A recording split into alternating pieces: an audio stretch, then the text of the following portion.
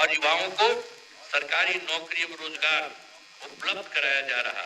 और इसमें आप समझ लीजिए तो 2020 तक तो 8 लाख था, उसके बाद हम लोगों ने सोचा, इसी के बारे में सोच लिया था 2020 में कि हम लोग उसके लिए नौकरी के लिए 10 लाख नौकरी करेंगे और 10 लाख रोजगार, तो यही शुरू किया।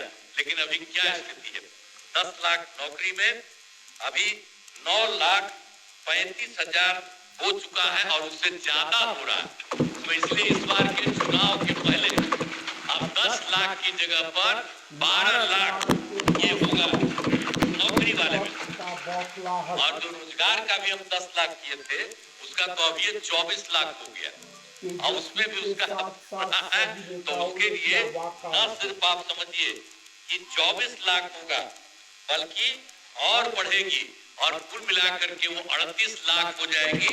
इसके बारे में रोजगार आप सोच लीजिए, 10 लाख हम लोगों ने तय किया था नौकरी, 10 लाख रोजगार, कुल मिला के 20 था।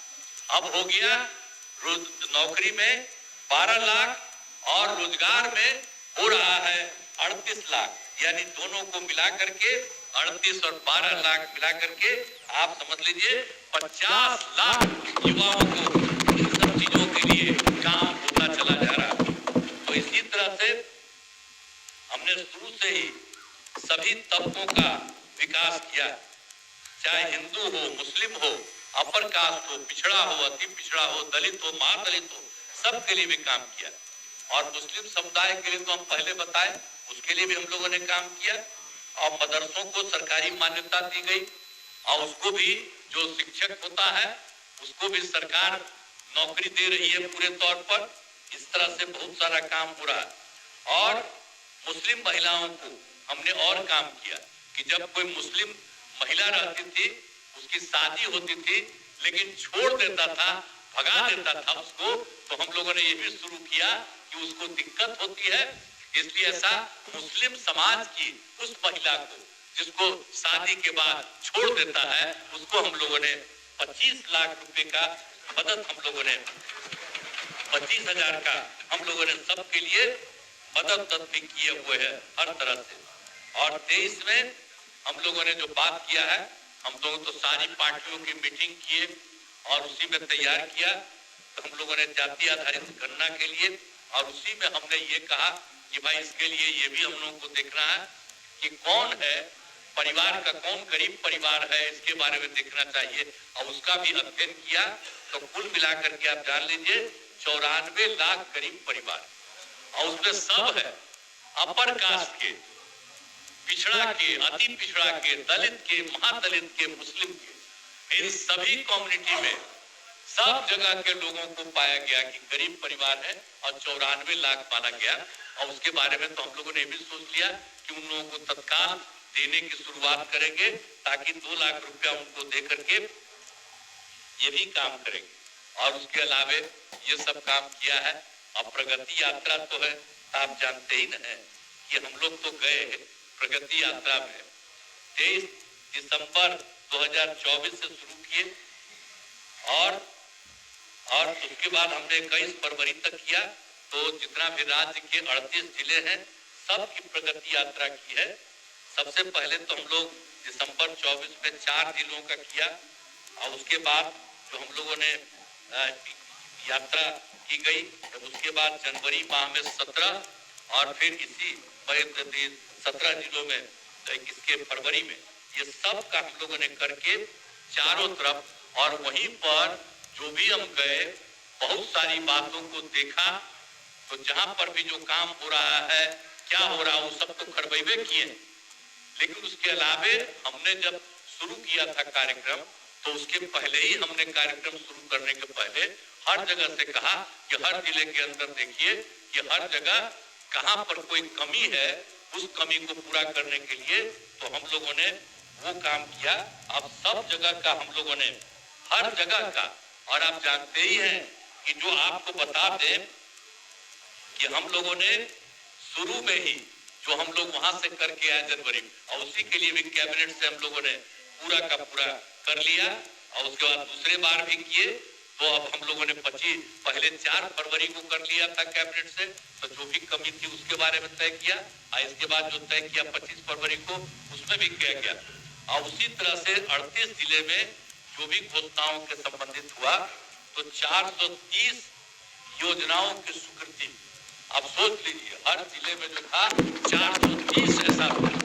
अब उसको सुधारने के लिए हम लोगों ने 25,000 करोड़ रुपए का तय कर लिया, और उसी के चलते अब काम शुरू हो रहा है। एक एक चीज, कई लोग क्या बोलता है, सबको कोई मतलब है? आज तक कोई काम किया है?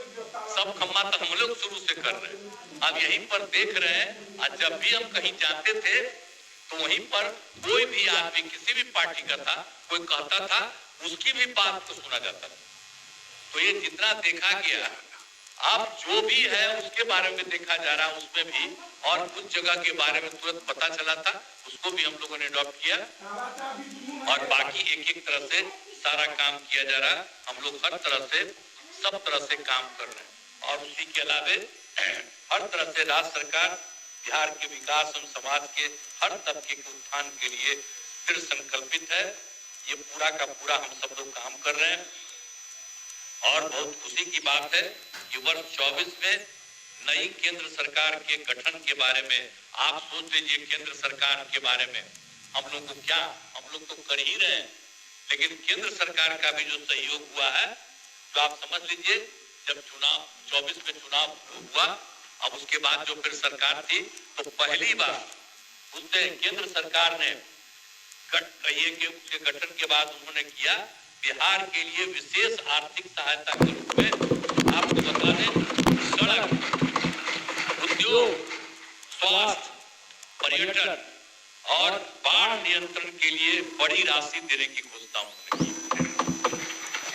और फिर इस वर्ष 2025 में जब दूसरा चुनाव हुआ है, तो केंद्र सरकार के द्वारा प्रस्तुत बजट में बिहार के लिए मखाना बोर्ड की स्थापना, बिहार के नए हवाई अड्डों का विकास, पश्चिमी कोसी नहर परियोजना के लिए वित्तीय सहायता, पटना IIT के विस्तार की घोषणा की गई है।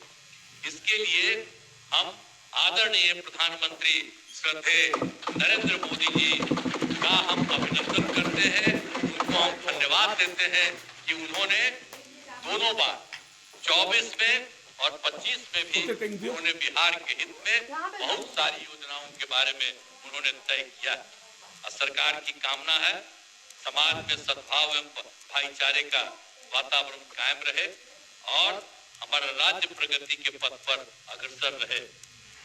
अब इसके अलावे आप जानते हैं, महामहिम राज्यपाल महोदय ने राज्य सरकार की उपलब्धियों के बारे में सभी बातें कही हैं। मैं आदरणीय राज्यपाल महोदय को उनके अभिभाषण के लिए नमन करता हूँ, और इन्हीं शब्दों के साथ पुनः मैं आप सबको धन्यवाद देता हूँ। यही भाग गया है, तब भी हम धन्यवाद देते हैं।